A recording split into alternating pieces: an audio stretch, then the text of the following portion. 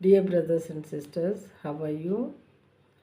I hope you are all safe in the mighty hands of our Lord Jesus Christ.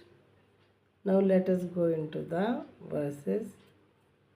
Psalms chapter 33, verse 6. By the word of the Lord the heavens were made, and by the breath of his mouth all their host.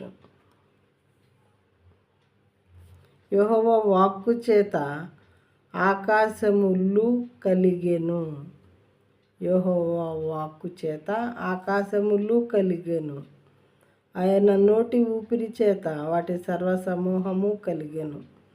ఆయన నోటి ఊపిరి చేత వాటి సర్వసమూహము, ఆకాశములు వాటి సర్వసమూహము అంటే సూర్యుడు, చంద్రుడు, నక్షత్రములు, మరి ఇంకా గ్రహాలు ఇవన్నీ కూడా కలిగాయి ఆయన నోటి ఊపిరి చేత అంట. చూడండి, అంటే దేవుడి సృష్టికర్త అని దీన్ని బట్టి మనకు చాలా చక్కగా అర్థమవుతుంది.